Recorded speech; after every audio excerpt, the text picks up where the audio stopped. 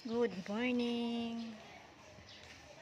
Ang gandang pakinggan ng mga huni ng ibon. Ayan.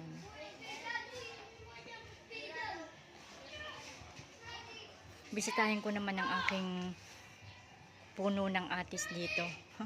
matagal ko nang di natitingnan tong puno ng atis. Ang dami palang bunga. Nakakatuwang tingnan, ang daming bunga.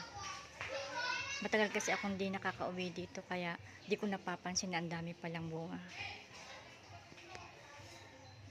Yun o, dami o.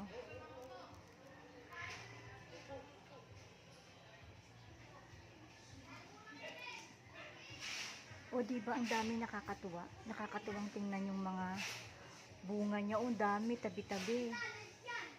Ayan. Ayun. O diba? Parang may malapit ng mahinog. O diba ang dami, nakakatuwa. Ito po ang puno ng aking atis. O. Ayan. Isang puno lang yan. Meron pang isa. Ayun. Ayun. Kasi may dati akong puno ng atis dun sa may tabi ng gate. Noong 2020, na bumagyo noong 2020, nabuwal yung atis ko dito. Malaking puno na rin siya dyan. At namumunga na rin siya. Pinilit ko pang maitayo yun pero namatay ng tuluyan. Kaya yung may mga buto akong natira dun sa kanyang bunga, itinanim ko dito sa paligid. At isa ito sa mga tumubo. 2 puno ang tumubo sa mga tinanim ko. Ayan. At after 4 years namunga siya. Last year ay namunga to. Unang bunga niya 2024. At ngayong 2025 ay pangalawang bunga niya. Ayan. Mas marami ngayon ang bunga kaysa last year. Ang dami ngayon. Pero kakaiba tong tumubong atis ko. Ang lalaki ng bunga kaysa dun sa dati kong atis nung 2020. Mas malalaki ang bunga nito ngayon kaysa noon. Kaya nakakatuwa po pag namunga ang ating mga tanim, di ba? Ayan, ayan na nga po. O di ba? Sa mga tinanim kong atis, 2 puno lang ang tumubo. Ayan. Magkatabi pa sila dito, tsaka ayun. Ayan.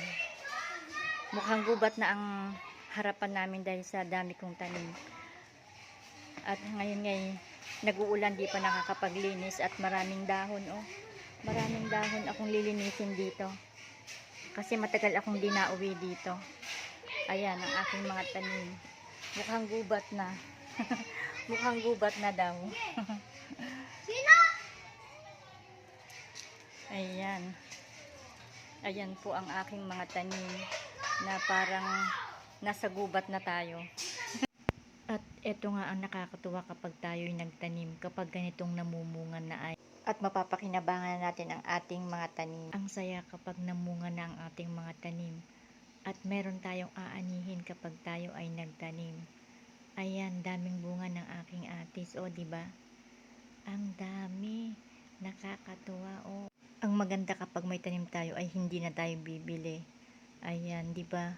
Makakakain tayo ng prutas ng sarili nating tanim. Kahit maliit lang ang space sa ating bakuran ay makakapagtanim tayo ng ganitong mga puno kasi hindi naman sila gaanong malalaki. Kaya pwede tayong magtanim ng ganitong puno gaya ng atis. Ayan. Kahit yung guyabano, maliit lang din ang puno nun. Pwede nating itanim sa ating bakuran. Bukod sa nalilibang na tayo ay napapakinabangan pa natin ang mga bunga ng ating itinanim.